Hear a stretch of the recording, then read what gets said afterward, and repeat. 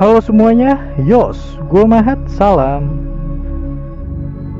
Zero Kara Hajimeru Mahou no Sho bercerita tentang zaman di mana manusia telah mengenal ilmu magis atau sihir kuno.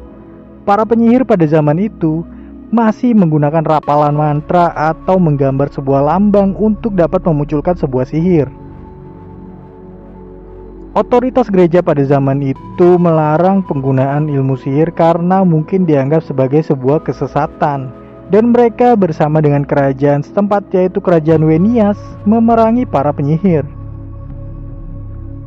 Salah satu penyihir besar yang cukup terkenal bernama Sorena telah menjadi korbannya.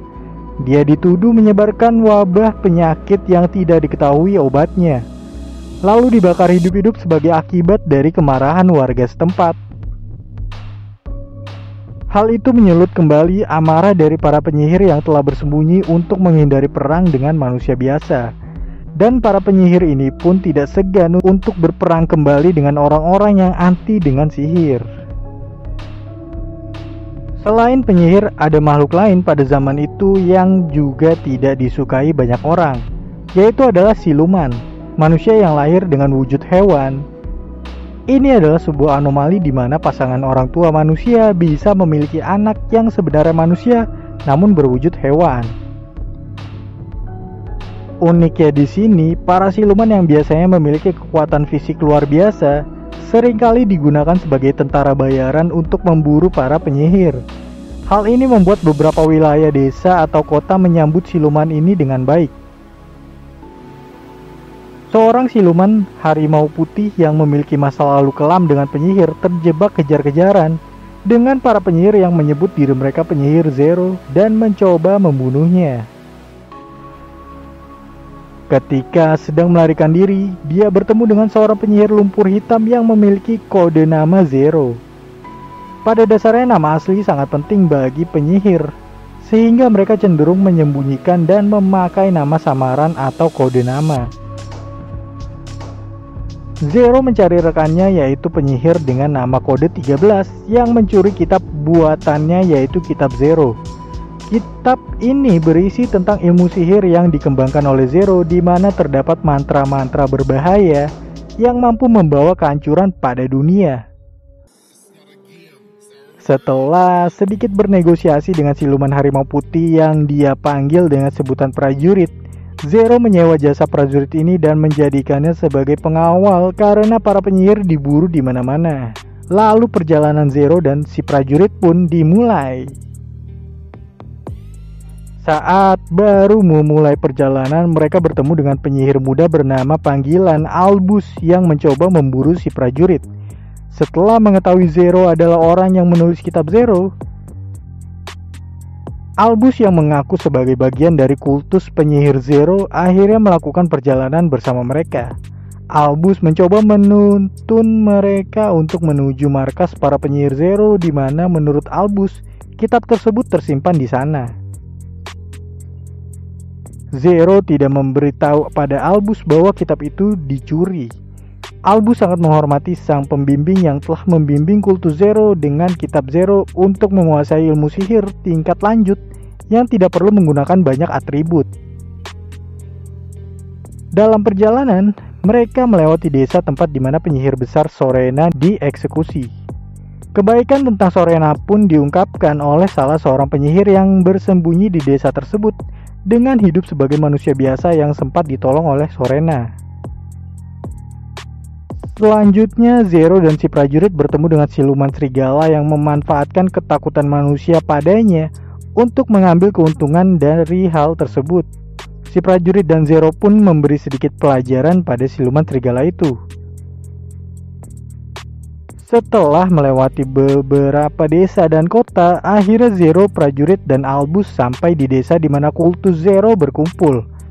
Namun yang ditemui oleh Albus adalah mayat dari teman-temannya yang sudah hangus terbakar. Mereka dibunuh oleh penyihir negara yang disewa kerajaan untuk memusnahkan para penyihir kultus Zero. Ternyata penyihir itu adalah si 13 rekan dari Zero.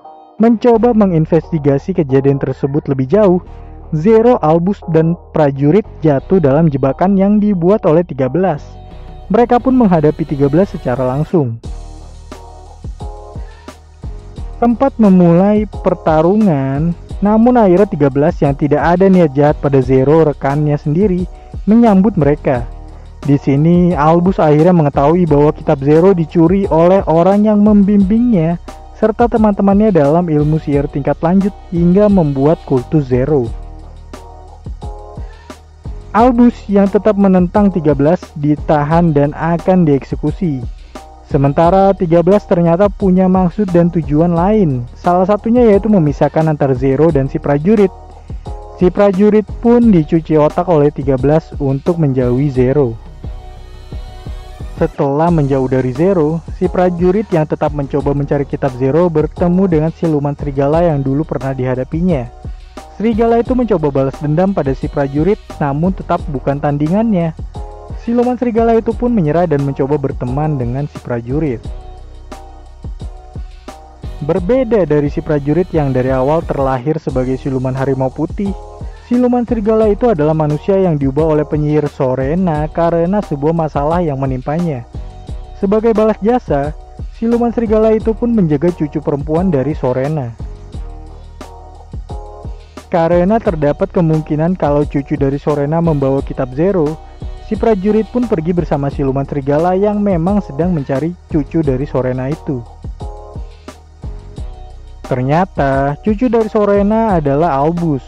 Semua terungkap saat si prajurit mencoba menyelamatkan Albus yang akan dieksekusi oleh 13. Bersama siluman serigala, si prajurit pun menyelamatkan Albus dari eksekusinya. Zero yang marah karena mengetahui kalau si 13 memanipulasi prajurit untuk jauh darinya, mencoba melawan 13. Namun Zero malah dikurung oleh 13 di ruang tempat Zero tidak mampu mengeluarkan sihirnya. Albus ingin mencoba memperbaiki sistem tentang tatanan posisi penyihir di masyarakat dengan langkah awal melawan sang pembimbing kultus Zero. Dia akan berusaha meyakinkan kawan-kawannya di kultus Zero. Agar bisa melawan sang pembimbing, Albus membuat rencana untuk mengaktifkan penghalang anti sihir skala besar. Namun mereka membutuhkan Zero untuk itu. Mereka pun membagi tugas di mana si prajurit akan menyelamatkan Zero, sedangkan Albus dan Holdem sang siluman serigala akan membuat persiapan. Sialnya, Albus dan Holdem yang sedang membuat persiapan untuk penangkal sihir malah ditangkap oleh kultus Zero, di mana dia gagal meyakinkan mereka dan malah menganggap Albus sebagai pengkhianat karena mencoba melawan pembimbing. Si prajurit yang berhasil sampai di tempat Zero ketahuan oleh 13, lalu duel di antara mereka pun tak terhindarkan.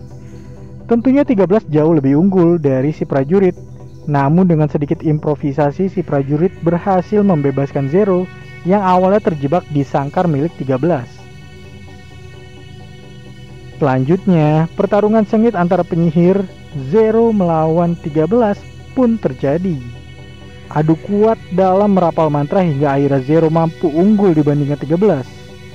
Karena 13 menggunakan mantra yang dikembangkan dalam kitab Zero.